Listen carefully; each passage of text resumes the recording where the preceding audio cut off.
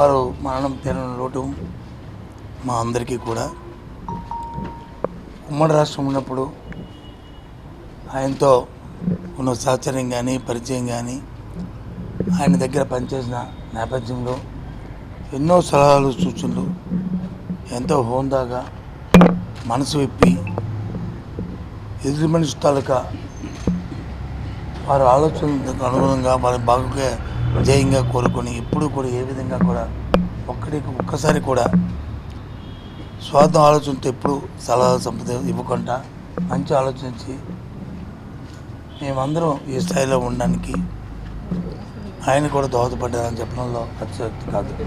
అలాంటి వ్యక్తి ఈరోజు లేరు. 2 సార్లు ఉమ్మడి రాష్ట్రంలో స్వర్గీయ రాజశేఖర రెడ్డి గారు సిఎల్పి లీడర్గా, కాంగ్రెస్ పార్టీ నేషనల్ పార్టీ లీడర్గా, వీరు పిసిసి అధ్యక్షులుగా 2004లో 2009లోను ఆ రోజు ఉమ్మడి రాష్ట్రంలో కాంగ్రెస్ పార్టీ అధికారంలో తేడానికి ఎంతో దోహదం పడిన నేపథ్యం. ఆ తర్వాత వారి హయాంలో మరి అందరం కూడా ఆయనతో ఉన్న సహచర్యాన్ని అందుకే ఈరోజు తెలిసిన వెంటనే ఆ రోజు డైరెక్ట్గా ఇటే వద్దామనుకున్న నేపథ్యంలో ఆ రోజు వీలు పడక ప్రత్యక్షంగా వచ్చి ఆయన దగ్గరికి వెళ్ళి ఆయన చూసి కుటుంబ సభ్యులు పరామర్శించి వాళ్ళకి ఆయన ఆత్మశాంతి చేకూరాలని ప్రార్థించుకుంటూ వాళ్ళందరినీ కలిసి పరామర్శించడానికి మరి వచ్చాము.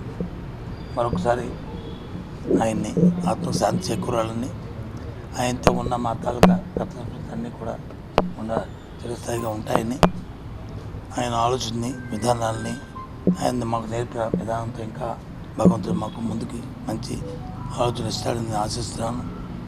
ఆయన తాలూకా మరొకసారి ఆయన ఆత్మీయ శాంతి చేకూరాలని భగవంతుని కోరుకుంటూ సెలవు.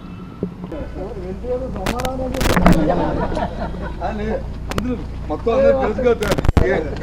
ఏ జిల్లాలో నుంచి ఎవరెవరు ఏ ఆలోచనతో ఉండదు, ఏ విధంగా ఉండదు ఇవన్నీ నేను మొన్న రోజు టీవీ 9కి ఒక డస్క్ ఇంటర్వ్యూ అయింది.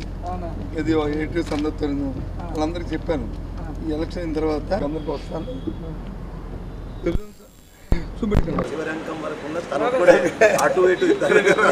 ఉమ్మడి రాష్ట్ర ప్రెసిడెంట్ కదా